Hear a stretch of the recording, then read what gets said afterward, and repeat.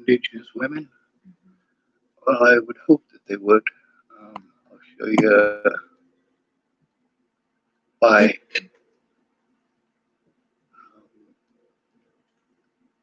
God, this is super slow. Not everybody does, but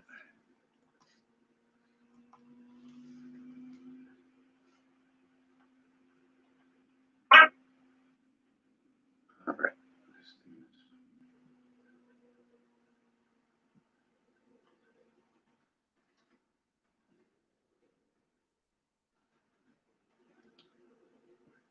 All right, there's a lot of missing people I've talked about.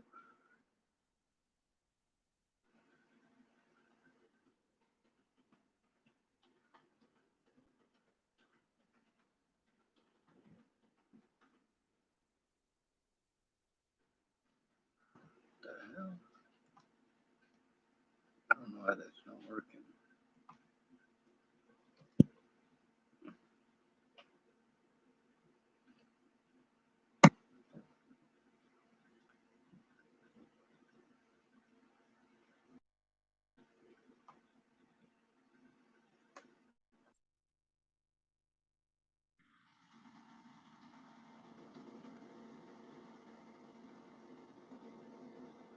All right, this right here is a video you see 14,000 views. This is 10 months before Sleep Not Afraid disappeared.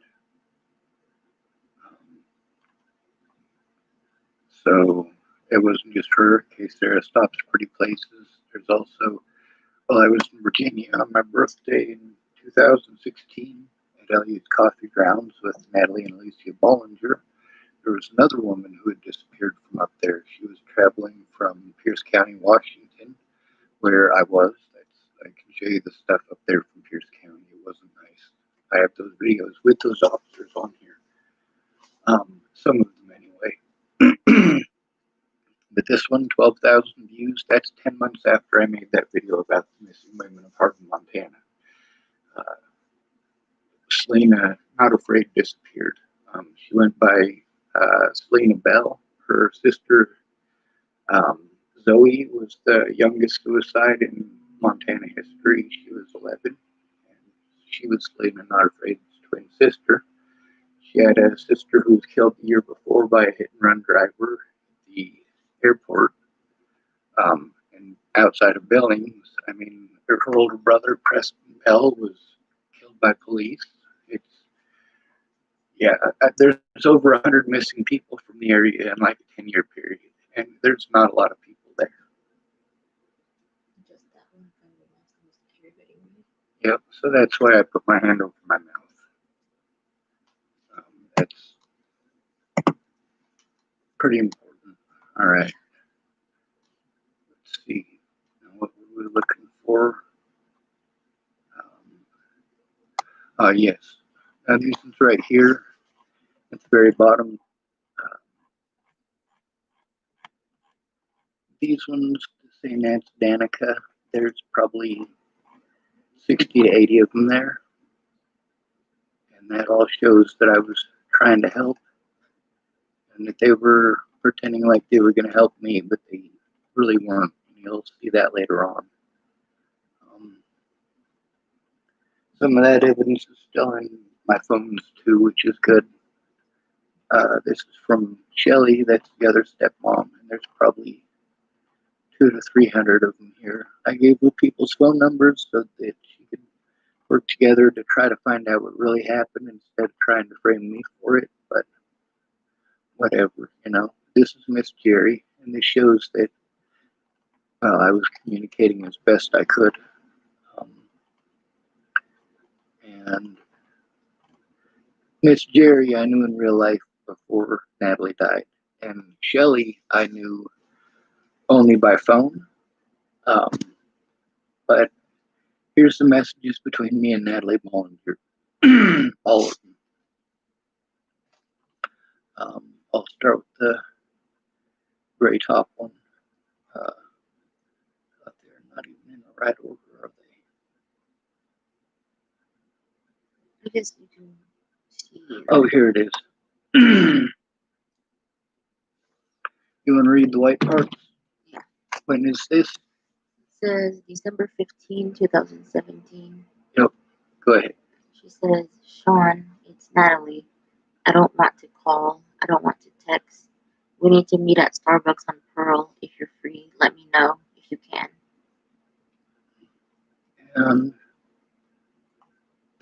I typed, Natalie, I'm scared of you. I don't know the right thing to do. I don't want you to feel unsafe.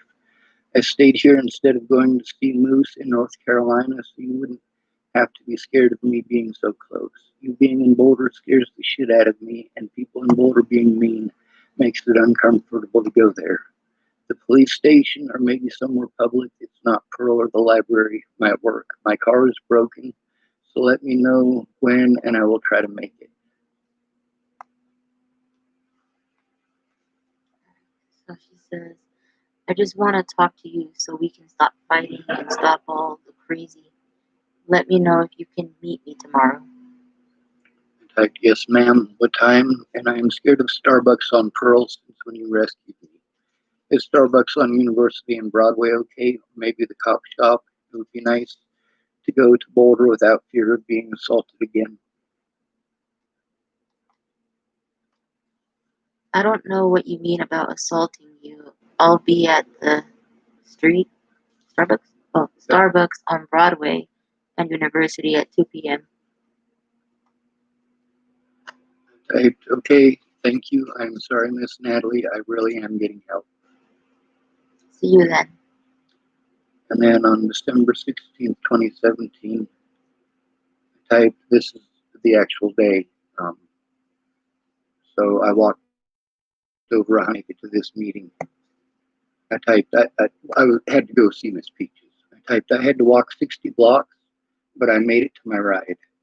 I should be in Boulder by noon. I did invite Miss Chelsea, so I can try to calm down um, before I see you. She might not show up, but if she does, she will let us have a one-on-one conversation so I don't get overwhelmed. Thank you so much. Okay.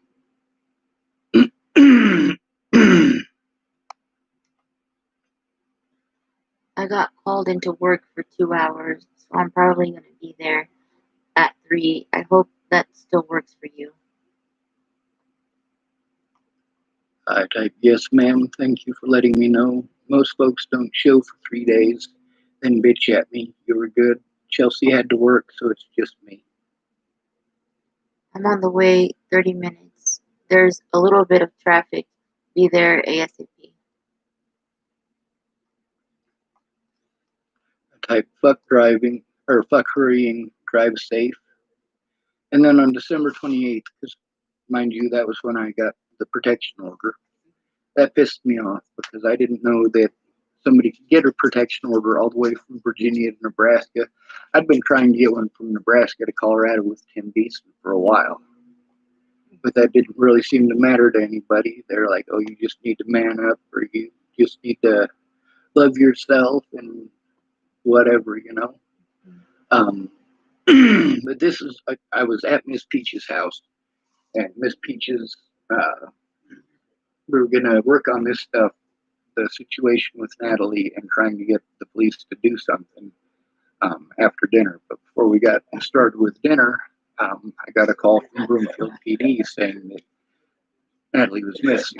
So on December 28th, I typed, Broomfield PD just called me because you are missing. Call your mom, please. Or the police. I am scared to help, but if you need a hero or funds to get somewhere safe, just ask. Natalie, this is from December 29th, 2017. I take Natalie because of the restraining order. I am committing felonies to make sure you are safe. Please call your mom. I have government money for Asperger's and some for traveling to my therapist. Um, I can Western Union 400 in the morning. It's all I have. If it will help you get someplace safe, please take it. So were those real? Yeah. I don't understand why people didn't want to see that. Not like it's difficult to find. This one right here is me and Natalie back when we were friends. This is where it started. On August 19th of 2015 at 3:25 p.m. All right, so what happened is Natalie and her twin sister Alicia were walking down Pearl Street with some older gentlemen.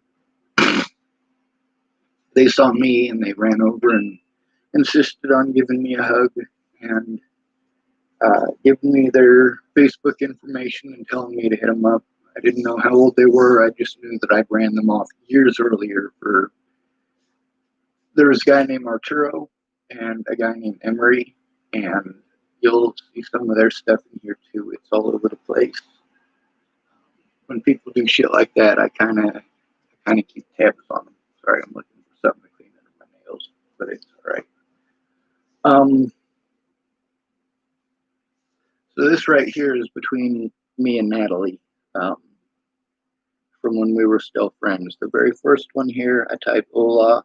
Was nice to see you in Boulder. Was trying to get stuff done before it was too late. Sad I did not see you when I returned. I hope to see you next time you come to Boulder. Be safe. She'd told me to hit her up and come hang out with her sister. They'd come to Starbucks. And at this time, she's only 17.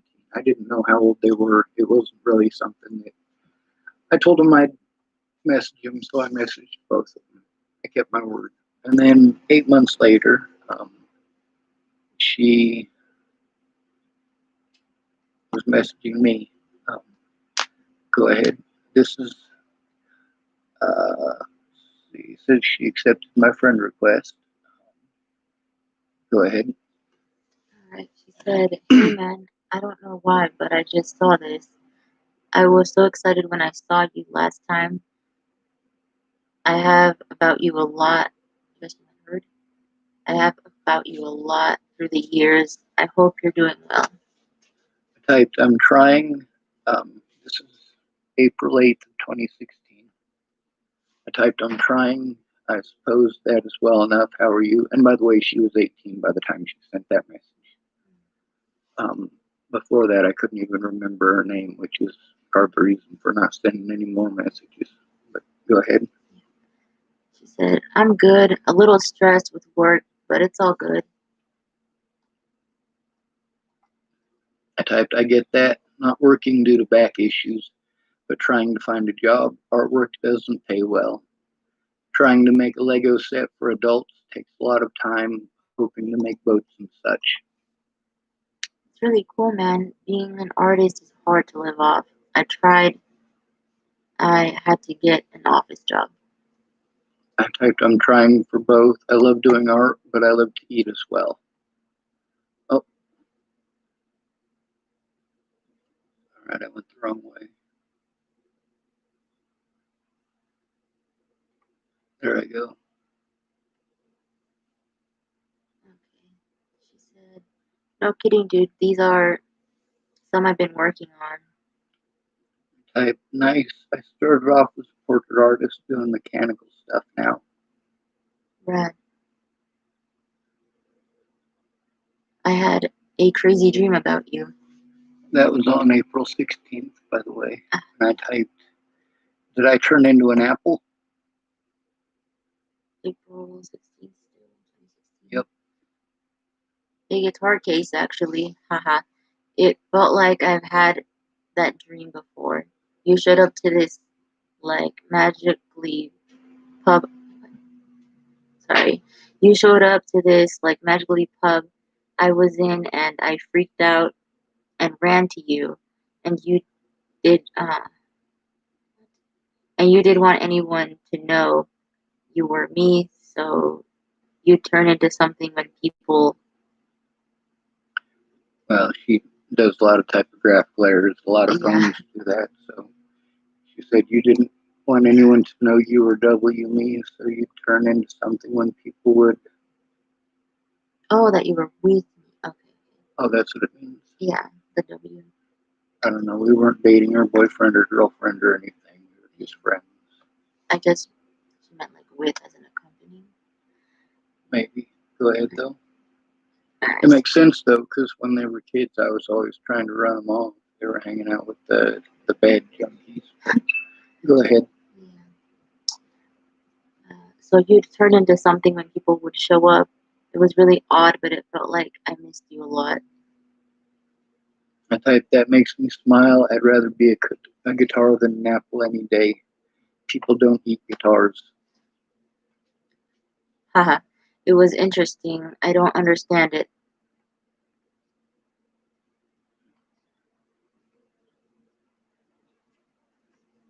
I don't know. It made me really happy though. I typed, and this is on April 17th. I typed, I'm glad. Most folks who dream about me tell me how scary I was, or they don't tell me nothing about it. It's nice to know someone thinks about me, even if it's subconscious. I don't think you're scary. I've always admired you quite a bit.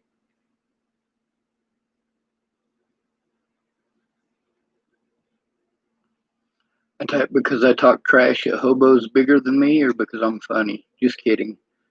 I think you were pretty awesome too, but I don't exactly, or I don't exactly hang out with you, and I could be some super psycho cat lady. I'm glad you don't think I'm scary. Lots of folks do think I'm scary though, but I'm scared of people, so I try not to hate them for being scared back. She said, yeah, but I used to hang around you. This was a couple years ago. I just thought you were interesting. You drew a badass dragon on me once. I don't know. I used to see you almost every day. At, I used to see you almost every day at the park. I just liked you. And I type back, well, I always liked you. You smile a lot. You were nice to me and talk to me like a person, which is refreshing. But I never really try to get to know the kids out here. In Nebraska, where I'm from, you can have friends all ages. Here, folks see a hobo around a teenage girl, they start looking for excuses to lock him up. So you were worth knowing for certain. And let's see.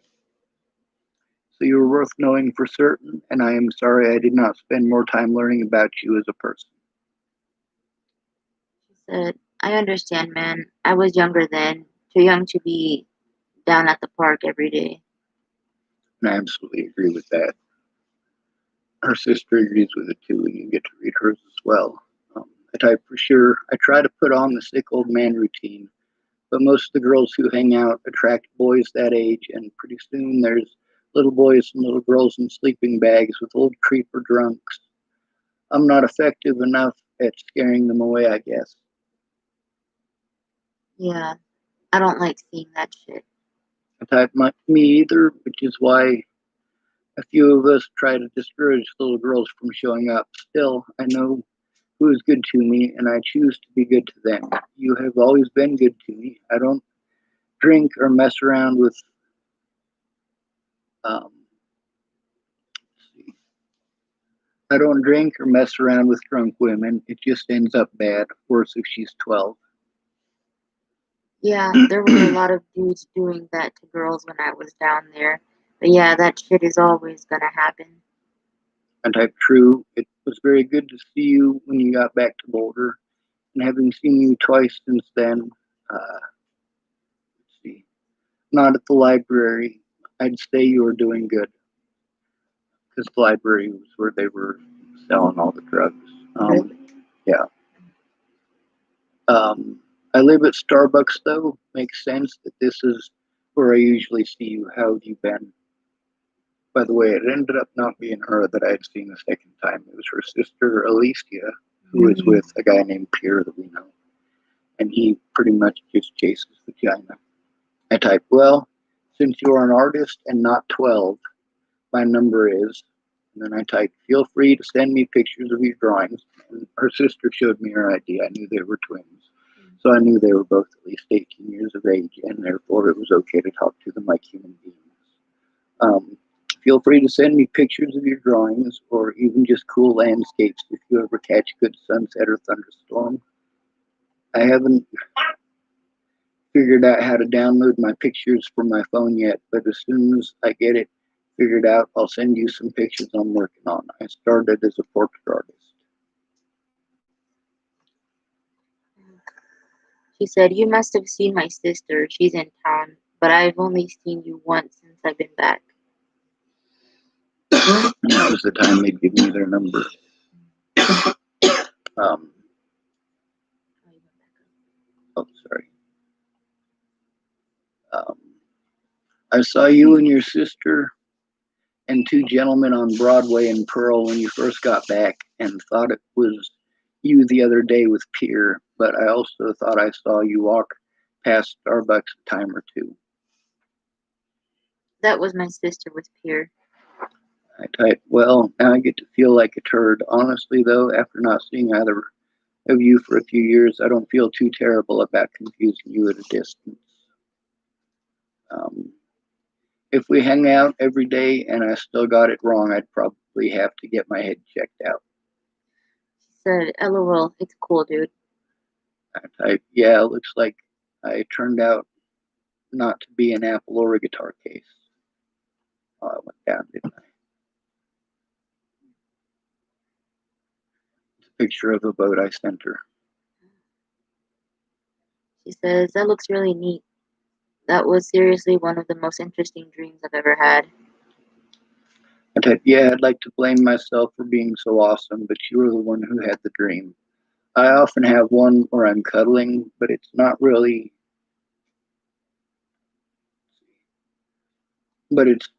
cuddling because I open my eyes and it's me hugging me. I only have dreams about folks I know if I talk to them before bed or worry about them. She said, "That's kind of cute." I typed, are you still drawing? Yeah, I'm kind of lacking inspiration right now, though. I typed, find someone to hang out with when they leave. Just think about them and something will pop up. I get in a rut where I'd rather learn than draw, but I end up drawing what I'm learning. She said, "That's a cool idea. Do you draw people?" I typed, yes, I started with people actually. I even have a few people I taught how to draw people. "Would you be down to draw me?" Um, let's see. Of course, I've been drawing boats and airplanes for a while. Could use the practice. I haven't drawn a person in probably 2 years. She said, "Rad." And then I sent her my number again. I get text and calling free and can accept pictures if you draw something cool and want to show it off. Cool. I type, do you have anything specific?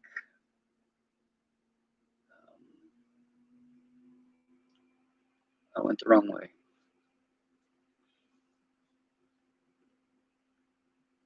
Do you know anything specific you want drawn? Like, is it a senior picture for your parents, or do you want to be Tinkerbell or Harlequin?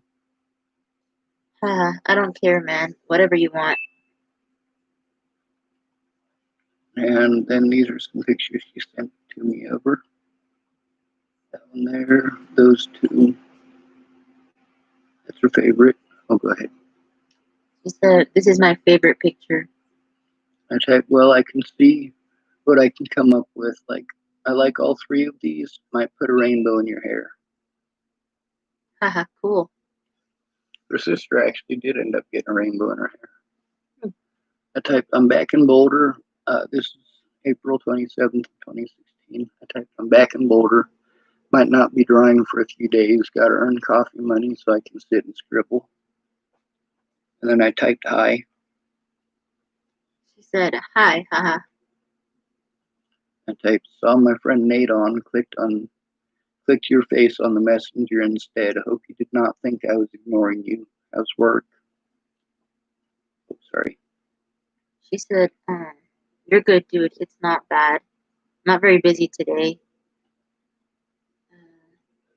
How's your day going?" I typed slow, learning about Greek ships and Roman river boats and trying to find a ride to storage on 63rd and Arapahoe. I think I found one trying to sell an old computer. That's about it. Sounds productive. Yep. Are you needing some help, man? I type always, laugh out loud, but Starbucks closes at 9, so I didn't get the message until this morning because I needed Starbucks internet to communicate. She said, "Can I help with anything?"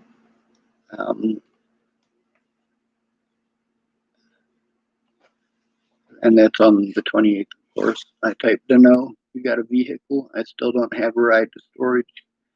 If you want to come scribble some pictures, I'm not going to turn down the company. Plus, it's nice to bounce ideas off of someone. I do. Where's the storage? I typed it's 63rd and Arapahoe. I'm at Starbucks on Pearl currently. When do you need to be there? I work in Denver.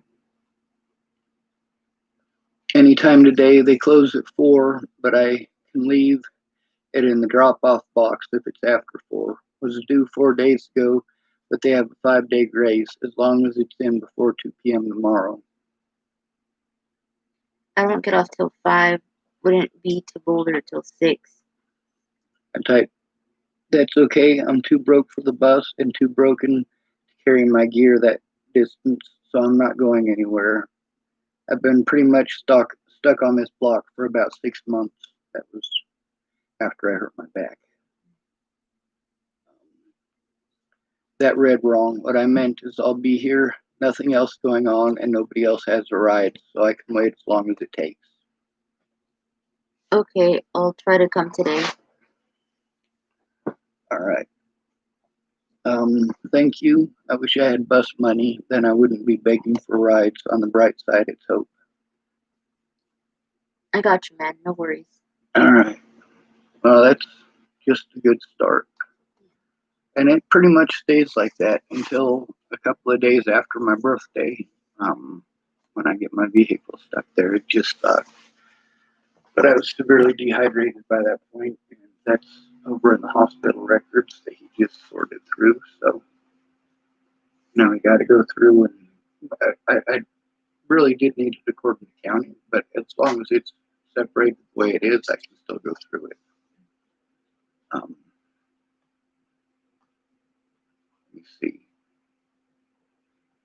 And then I can show you a lot of this evidence right here.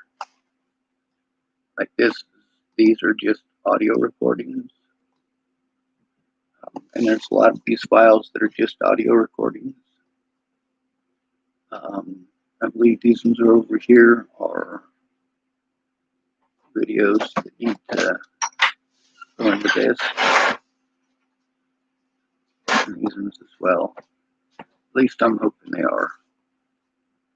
There's a lot of stuff that's probably out of place, and it's mostly just numbers, so you got to listen to it, recognize people's voices, and then you'll hear their names in them, and pretty soon it'll.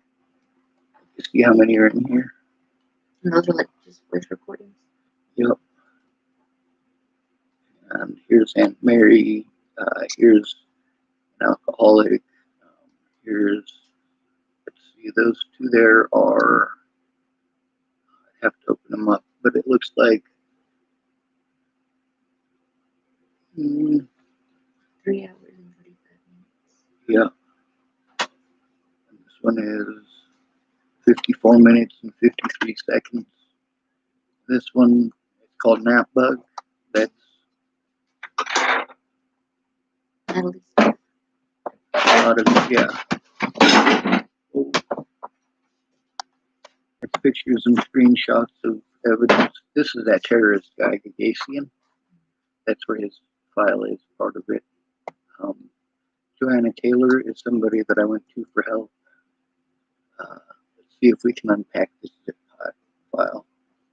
Extract all.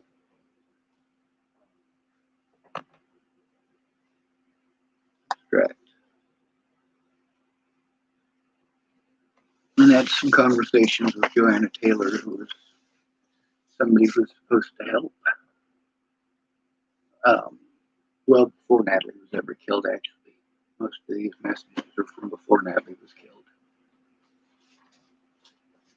There's a lot of evidence that was in phones that I didn't get to keep, which sucks, but I survived it. Oh. Apparently, it's only 17% complete. This is some of my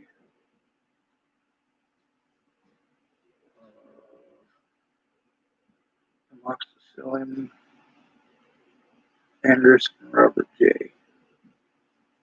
This is from Lewiston, Montana. I think that was from 2013 when I got my teeth taken out. What happened in Montana?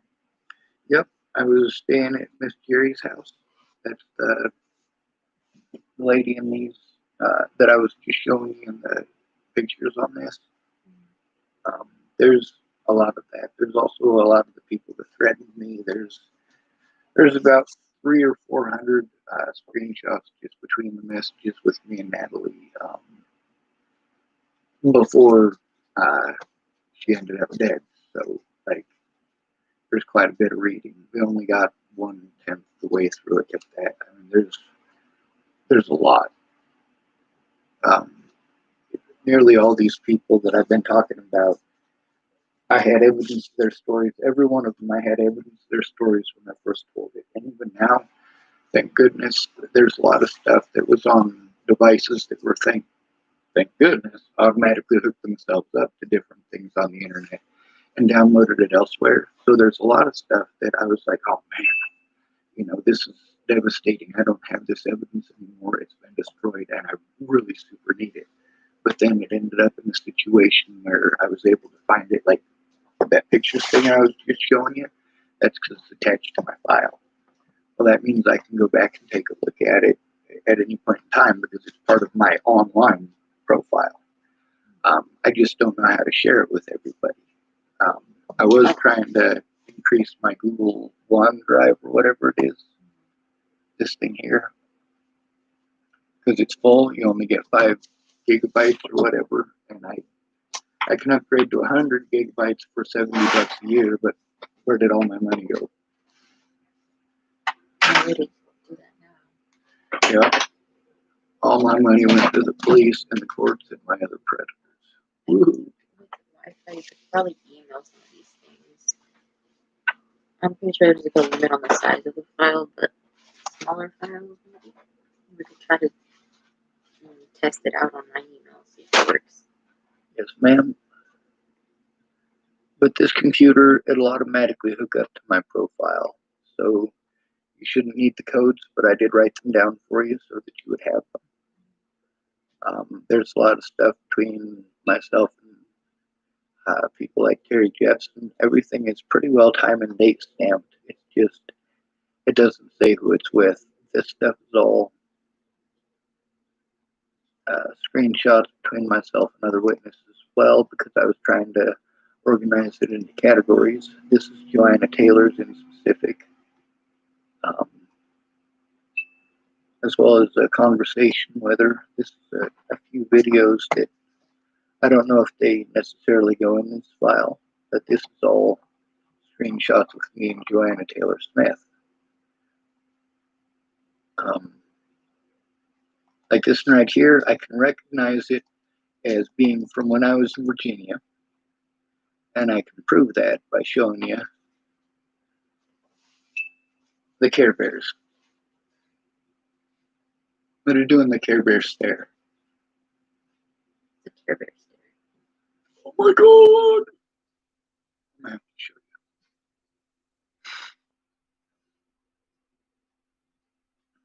That's the Care Bear stare right here, although it's a moving GIF. This is October 20th, 2016. Me and Natalie are still friends at this point, and this I sent out to a lot of people. I sent it out to Joanna, I sent it out to Jamie, I sent it out to a lot of people. Like, it was the Care Bear stare. It was a couple days after my birthday. I was really dehydrated, but I was trying to have a good day, and I was telling myself, it's going to be a good day. Maybe everything isn't going the way that I planned. Maybe I don't have the money to go see Moose and can't get a hold of him. Maybe I don't have the money to go down and see Amanda DeMette, and maybe I don't have the money to go see Ed Simmons. But on the bright side, I am at least somewhere where people do care about me, even if it's only a couple of people, and hopefully I can get the hell home because I'm freaking out here. So I just sent out the Care Bear stare and was trying to have as positive a time as I could. But that's all throughout here. I suppose we should probably write her name in there. She's one of those people that I was trying to get help from. And you see, there's a lot of it. There's also other people that their stuff needs to be found. Um, Gone back and re-screenshotted because it'll take forever to unbury it. There's a lot of web sleuth nut jobs that, like Rob Gavigan isn't a bad one, but Jennifer Dejowski and Mike Boudet of Sword and Scale, those are some pretty bad ones. And it's pretty disgusting that if you look into Mike Boudet, you don't see good things about the man. He's not a good person. He has a hatred of women, a hatred of the disabled, a hatred of the homeless. And I don't know what he thinks about minorities, but I can imagine it's not very nice either. I'm gonna look into that. Yes, ma'am. The thing with my, if you notice, there's this one, and this one. These are all three different. This one right here is one for finding missing people. This one right here is the main one that I use, and this is my original one. This is with when I was friends with Natalie. I had to create this one because this one was people were trying to destroy evidence on it, so I had to completely shut it down, and I made this one. And that was at the request of Amanda Engeline and Lana Engeline and Jerry Sparks. They kept on telling me, well, just make a new one, just make a new one. So I did. And this one right here was for when I really started heavy trying to just separate it between my case and finding missing people, because there was a lot of people at the time who were missing kids and a lot of missing and murdered Indigenous women, and a lot of that was going on. So let's see. When we get into my Gmail, that would be, all right, you see this one where I'm holding a lamb? Mhm. That's not my main profile. My main profile is just the S right here.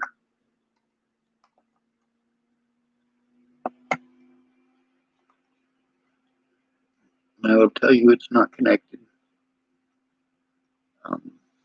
There's a lot of stuff that started messing up as soon as they gained access to my email and Facebook stuff in January. But I was trying to give it to them back in December of 2017. They had to pull illegal stuff to get it, even though I was trying to give it to them for free. They had to make it look like I was trying to hide it and I was trying to run away and a bunch of stupid stuff like that. And if you look at people's suggestions at the time, oh my God, I can't follow your suggestions. You're trying to make it look like I'm running away. But then I was finally like, you know what, fuck it. Just let's get me somewhere safe for now. They're going to find the dude who did it. We can have faith in that. But then, no, they were busy trying to frame me for it. It wasn't until they realized that there's no way it could have been me that they actually tried to investigate anybody else. That's the most pathetic part. But you see here, you can get to this. Sent is an important one. Starred is an important one. And a lot of people that'll have their web address that you type in search mail up here. I just found this out a few days ago.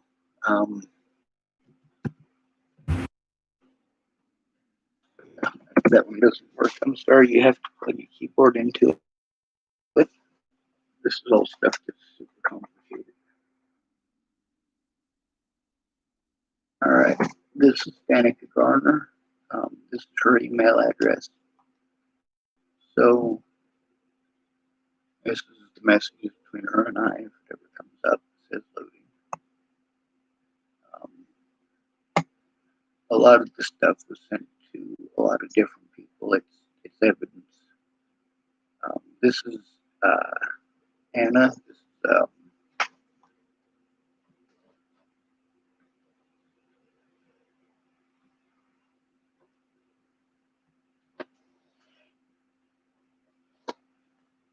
Read it or sure. okay. She's with the. All right, go ahead. Garner. Great. It says It's to Danica Garner. I forwarded it because they wanted this was back before Danica pulled all of her stuff, but that was from Anna, who was one of the people who worked at the pedestrian shop when my friend Danny was killed, and the cops didn't do shit. But go ahead. Alright, it says, Sean Schwartz is a good man.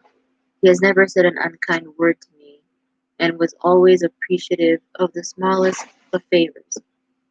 Here are the things I remember most about Sean.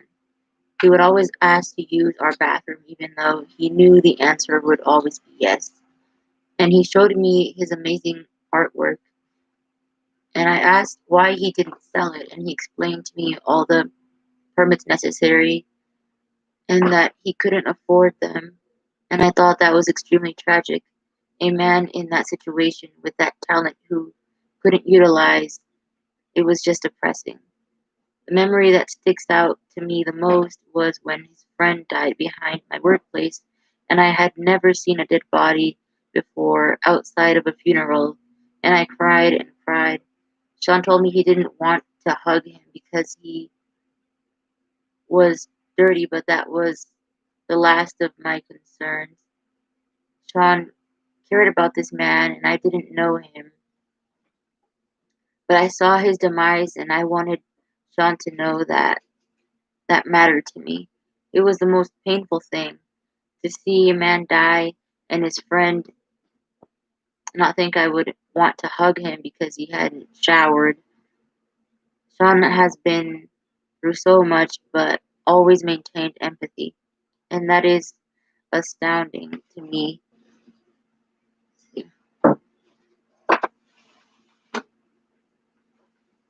Um, he has been able to do so. This pain was sadly normal to him.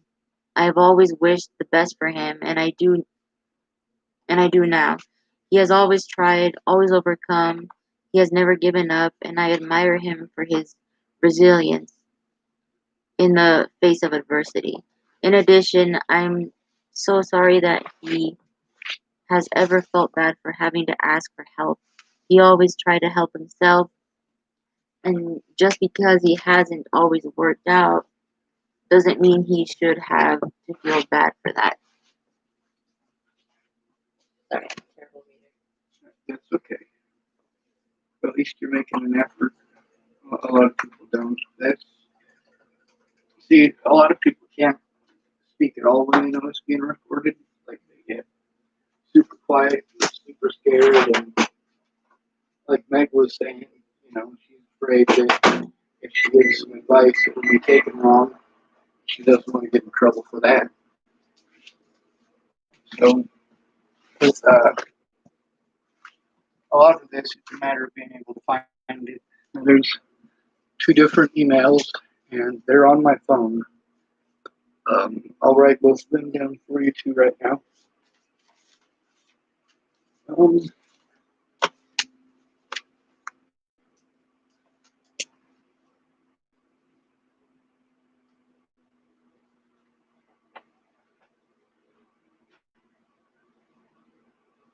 that's one that you don't have the email address to. It's got a lot of stuff from Brian Townsend. We used to call him Chaos the Misfit.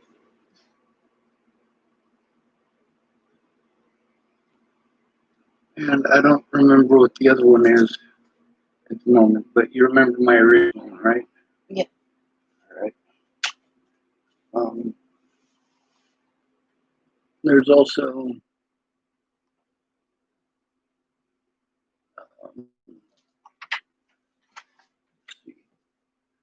this one's the forward from Natalie. One of the forwards from Natalie. Actually, I'm going to type up Anna. This is that one you already read, but it's Natalie M. Bollinger at gmail.com, and it was sent July 30th, 2016. Then there's her last public post, and that's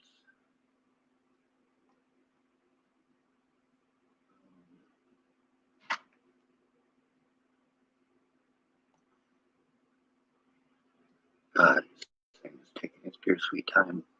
But this shows in Natalie's own words that we never dated. I mean,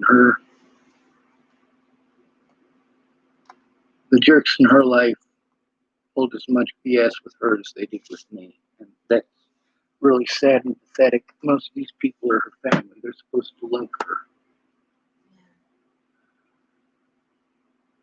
Here it is.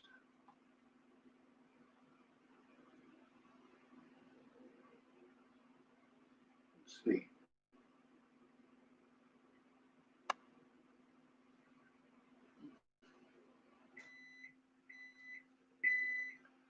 Now, there's two profiles from Maddie, and I explained to her the situation in both of them.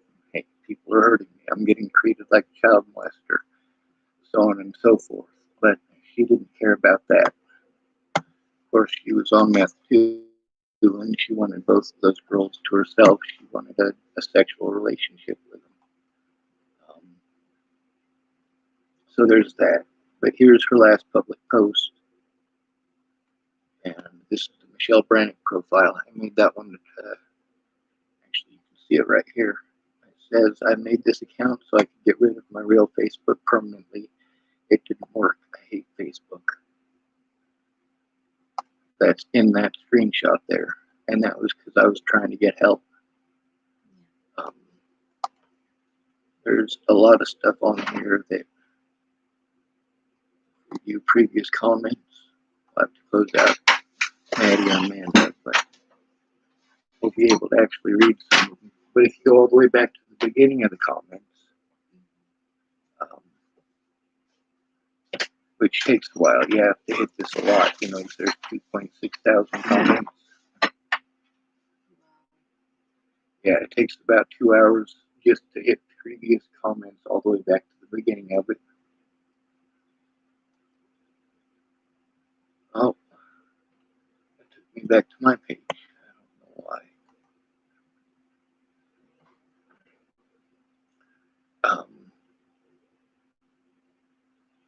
ACLU of Colorado added an event that might interest me. Okay, this lady, Mandy Singer, there's videos from around when Natalie disappeared. If you go back to November, I think it's November of 2017 that I finally learned how to make videos. And I wasn't able to do it on YouTube until April or May, I think, of 2018. And that was well after Natalie was dead, so it didn't do me any good. One of the important things that needs to be pushed in court is the number of people who are dead, because I haven't been listening to them. That these are legit people, legit existed, legit are dead. And I legit went for these cops. Like the way that the cops treated me when you were there with me, that's how they treat me when they're being nice. And I think there was a pretty hostile environment, or at least how I felt about it anyway. I don't know if you felt at all uncomfortable about his tone or any of that, but it made me feel uneasy. Honestly, I was uncomfortable just being there. But, I mean, he wasn't helpful, you know, the Nuncio officer. That's what we're talking about, right? And Nuncio Falcone. Or Falcon. Alright, you see how he's got the big old headphones like that? I used to have some of those for when I get sensory overload. That's because, like, let's say I get to talking about something that, you know, gets people so that they start having and re-experiencing their own trauma. They can do that, and the same thing with me. It's something that helps to drown it out for a bit, to try to separate myself from it. I'd get in trouble for doing that. Well, around me at that time were just like, why are you always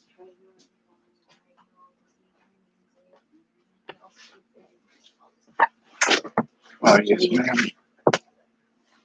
But also, you being there to talk to Riley, and I got some of the stuff with my sister. It's just not public because, you know, it's my sister. Exactly.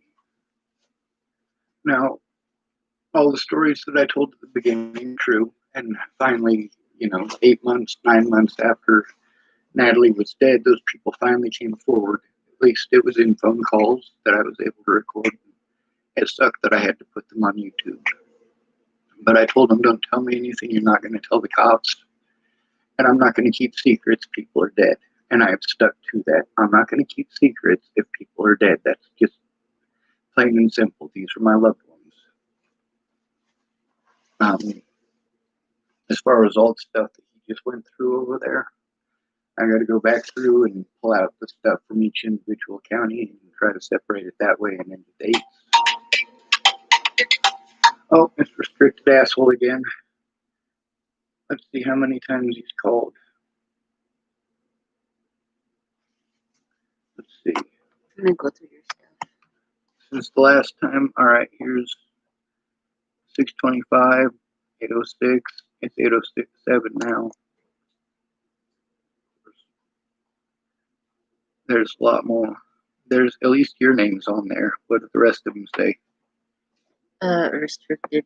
There's about, oh, there's, wait, can I see how, like, Oh, you want to count them all? There's well over 100 in between there and there. And then there's from yesterday. yeah. I mean, like, within this, like, 1 hour, how many would you say call? I don't know. They usually try to string like 20 or 30 of them in a row. You see here, there's over 200 of them in a row. And that was just yesterday. And then this one's another 100 or 150 of them in a row at least. And that was all still from yesterday. So they called over 1,000 times yesterday altogether. Or over 500, I'd venture to say. This is That's a lot. restricted, restricted, restricted, restricted, restricted. I mean, that's on the 1st right there. Yeah. Or on the 7th right there. And, you know, we haven't even gone far that back. Or gone back that far. It can't go back any further. It can't show me any more of my call history, which is why, thank goodness, I took screenshots of my previous call histories with these people too. Yeah. It ends up getting buried, and then it's tough to find again.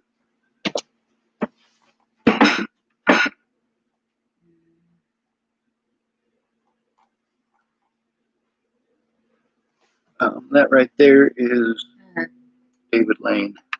He's a lawyer here in Colorado. Called him out and called him a racist. You want to read that? I'll let you. Yeah. Okay. Let's see. David Linder and O'Connor, 2 racists. Well, I can't read the rest of that. But, it says, that's from David, right? Yep. Alright, it says, Sean Schwartz. Not everyone loves me, Sean, but I'm not sure where you're coming from. My law firm right now is in the federal court, not getting paid a penny, seeking an injunction against the Denver cops from continuing their sweeps of homeless people in, what does that say, encampments? Yep. My law firm got an injunction last year, stopping Denver's enforcement to the urban camping ban, again, for free. There are many reasons why numerous people hate me, but ignoring the homeless was never been on the list. Sorry, left-handed. Dave or Wayne Thornton type David Lane. It doesn't matter what you're doing to try and make a name for yourself. What matters is that you consistently ignore the real issues and pick cases that are easy to sweep under the rug when you lose. Not only that, these token cases that you take don't make up for the fact that you were one of the lawyers for the KKK and hate people of other races. It says Wayne Thornton. Wayne, that's called the First Amendment freedom of speech. I have represented Nazis, KKK, Christians, Muslims, Jews, blacks, whites, black Separatists? Oh, black separatists, white supremacists, Satan worshippers, and every race and color and creed and political persuasion when the government attempts to stifle free speech. If the government can stop the Klan from speaking, they can stop you from speaking. My one and only job is to control your government. Meanwhile, I don't have freedom of speech. It's illegal for me to speak. It's illegal for me to say anything about any of my predators because I didn't have representation in court. I wasn't even allowed to speak because of the term mentally ill. Now, let's take a look at that from an outside perspective. I mean, are my rights non-existent? Should they be taken away just because I was called mentally ill? No. If I was, in fact, mentally ill, would that be okay for people to commit crimes against me? Would it be okay to ignore evidence against those people who are harming me? Do you think that people who take advantage of somebody like me deserve to walk free? No. Well, most people think that way, but most people also want to believe a particular narrative that they were sold. Um, It's kind of hard to deny it when you're seeing all of this, though. right. But it's a matter of getting somebody to speak up. Wayne Thornton typed, freedom of speech does not extend to overt racism, no matter which political group is spewing their word vomit. I respect that as an attorney, you will from time to time represent those that have negative public perceptions, but there is a limit to how far one should go and still be within the code of ethics. Would you have represented David Koresh and the Branch Davidians? What about Marshall Applewhite and Heaven's Gate, Jim Jones? What those idiots were spewing was free speech, but it most certainly was harmful to those hearing it and caused immeasurable damage to others' lives. The same pertains to the groups you mentioned in your comment. We can't stop a person from believing something and speaking about it in private, but taking it public is another matter. The government is right to step in and control these horrible people, just as they should have done with the idiots at the Capitol on Wednesday. Instead, they're cleaning up a mess and tracking down the perpetrators for prosecution. I'm sure people would claim freedom of speech and assembly, but they don't deserve the benefits of legal representation when their goal was to subvert the government of the United States. Or would you call that mob mentality and insurrectionist behavior controlling our government? Kevin James was typing to me, and he wrote, Sean Schwartz, David has done a lot for a lot of people, and he is held to a higher standard than everyone because of his capabilities. What comes with that is the BS and hate when he, one man, is unable to be the savior of all humans.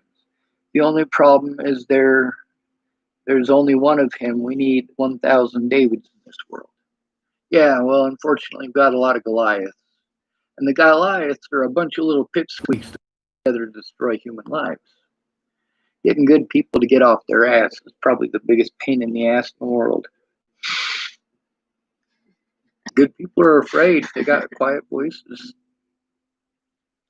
Kevin James typed to David Lane, control tour government. This should be the protest slogan. I love this. Wayne Thornton, go watch Lincoln Lawyer. Actually read the book, give you the perspectives from all angles and what you are doing to David right now. It's hard for me to help other inmates who are sex offenders. I really make a biased decision not to, right or wrong, but I know there are people like Moses L. Bubbles who I'm failing. You want to attack someone based on them helping someone. The deed lies in the ability to help another. That is what's important because David wins a case for the KKK or for homosexuals or Timothy Masters. That case helps all of us. The law doesn't identify race, political preference, or sexual preference. Your argument isn't. Now, here's the thing is that things that I've been saying by insulting people, these lawyers are saying the things that I was saying to begin with. These lawyers are admitting to the problems that I was saying to begin with, things that people pretend that I'm schizophrenic for saying. Yeah. But here it is. These are actual lawyers. They're duking it out over this stuff.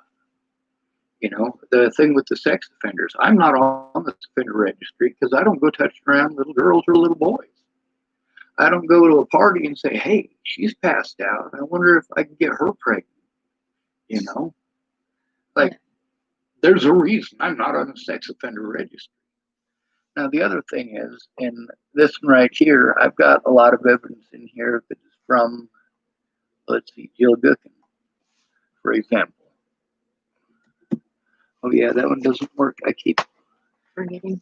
yes, and I spilled coffee on it like weeks and weeks and weeks ago, and I had to buy this so that I could even get the thing to work. So it's amazing that I.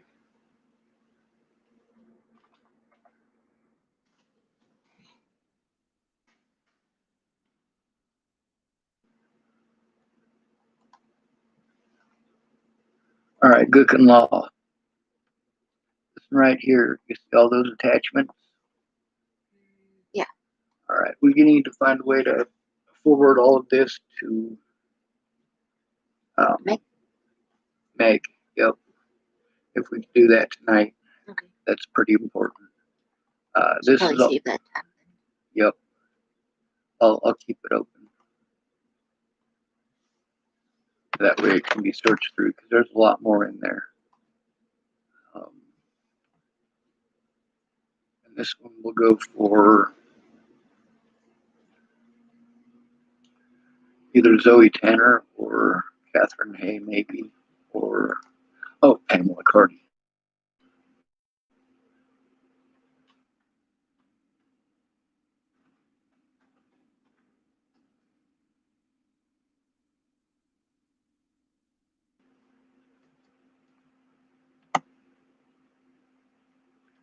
Amber is somebody I was forwarding them to.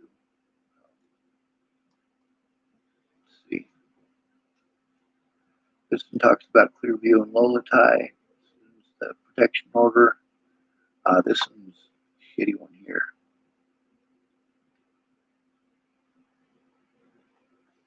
Danica Garner and her family didn't stop their bullshit. Instead, they had other family members who were not expressly mentioned in those court dates harass me.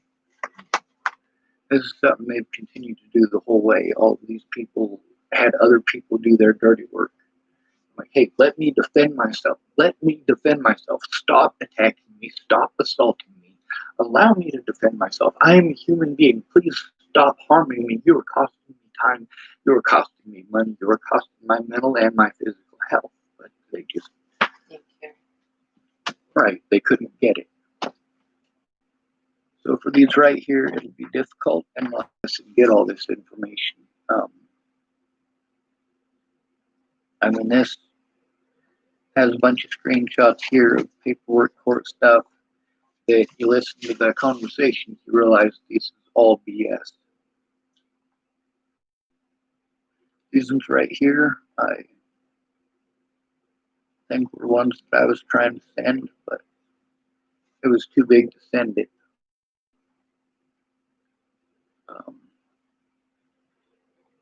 But that's a pretty important one too. We should probably start writing these names down.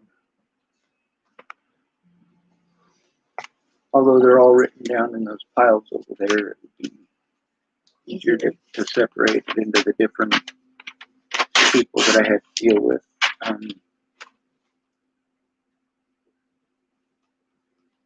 Let's organize it into county. We'll go dual. That's Nebraska, so we'll put an N above that. And then Adams.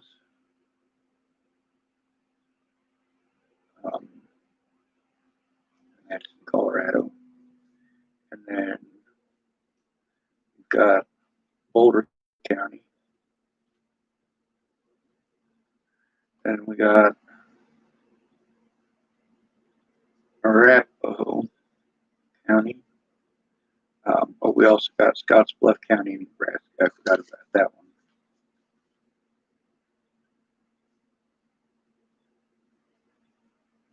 You got anything in Cheyenne County? Wyoming? Yeah.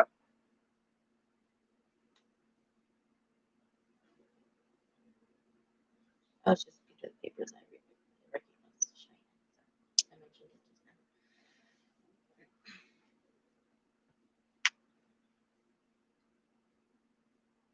Pierce County, Washington. That's another one.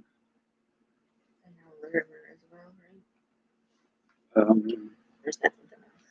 No, Larimer is the one from one of the ones from the very beginning here in Colorado. Larimer County. There's Laramie, I think, is the county that Rawlins is in, and that's in Wyoming as well.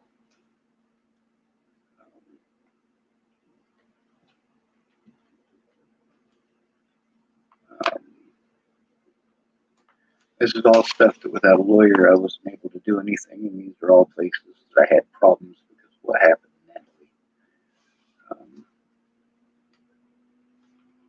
Natalie. It's a big giant pain in the ass. Let's see. Now, in these screenshots, it actually shows how many I had in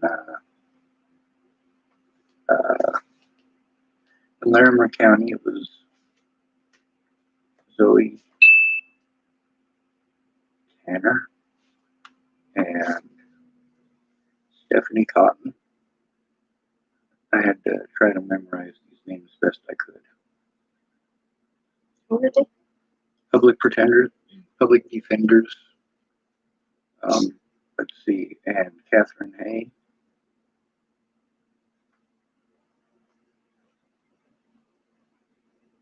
And Jill Gookin.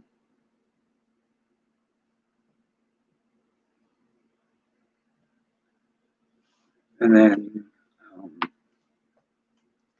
in Arapahoe County. Do what? All right. In Arapahoe County, it was supposed to be Pamela Carty.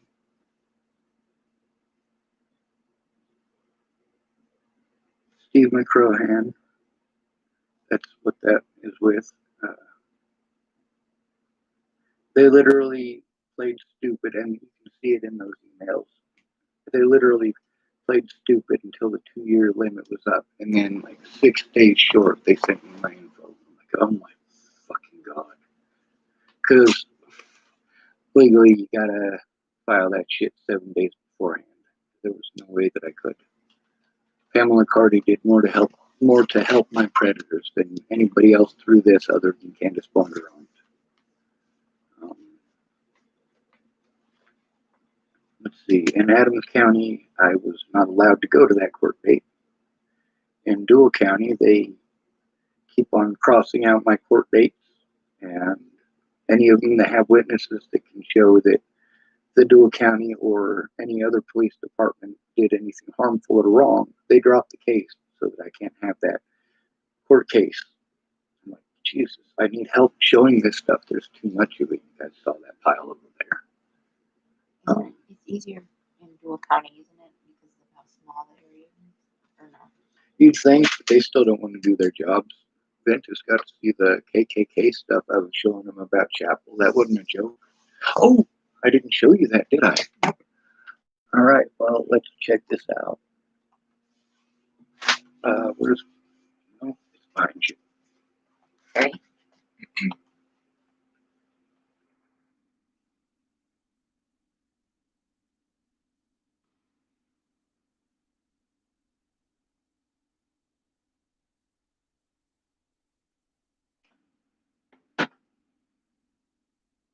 All right. This is from the Omaha World Herald, biggest newspaper in Nebraska. The principal at the school I used to go to also turned out to be a racist. He got fired or something. Well, this guy got a different job, apparently. He's a judge now. Wow. Yeah. Guess that's the difference between Yeah, Nebraska, you can still get away with being racist. Of course, you can still get away with it in Georgia, too. Yeah, in a lot of places, yeah. All right. Others. This is Joel J. He's a fucking doucher and a half. I'm not sure if I'm allowed to say that. Who cares? Freedom of speech.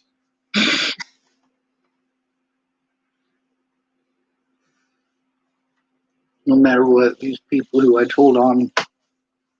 was prevented from showing evidence against them. they were allowed to, well, obviously, with the way the police were treating me, how would you expect it to go any other way?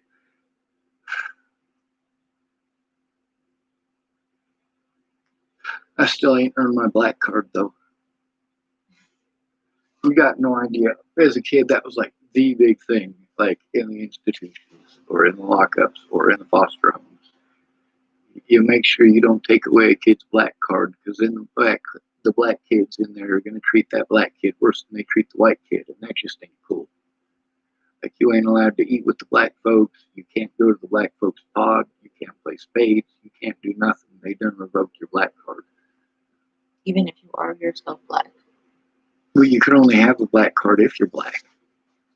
Oh, I see what you mean. Yeah, that's true. Yeah, it's like the best way I can explain it, because institutions are very racist. It's like being part of the Aryan Brotherhood. You know, you're black, so you're protected by other black people because you're black. If you're in the Aryan Brotherhood, well, you're white. You come into the institution, they see that you're a white person. You're automatically an Aryan brother in their eyes until you tell them no. Or if you do something really messed up with black folks, then you're not an Aryan brother anymore, and the Aryan Brotherhood might shank your ass. Getting the black card taken away is kind of that's their way of saying we're ashamed. For me, it was, I remember being in fights when I was younger and hearing, you best not let that white boy punk you. That is like right there. That's when you realize that the dude that you were just beating the hell out of and it was easy pickings, like now he's fighting for his life because he's not afraid of me hurting him nearly as bad as he's afraid of getting his black card revoked, because those guys are going to be fucking brutal to him. No, dude. See, here's how it's going to be. You don't get to eat with us until you go back and beat that white boy's ass. Meanwhile, that white boy, we're going to share everything with him that we was sharing with you because, well, he fucking punked your ass. So after that, that was at about 13 or so is when I started taking a dive in almost every fight. I knew they were going to beat my ass for being white, especially if I just moved there or if it was someone new who just moved in and they don't understand the social structure. You don't mess with the dude with retard strength. So, you know, that's kind of what I had to deal with as a kid. I had to, you know, what was worse than getting my ass beat was seeing a black kid getting treated like that by a bunch of other black kids. I feel like a lot of schools I've been to, there were some that were really good at mixing everybody, talk to everybody. There was also a lot that I'd see where everybody just segregated themselves. Drop that jump. All right. I suppose I should stop the recording and let you get to doing something, I guess. I'm just hungry.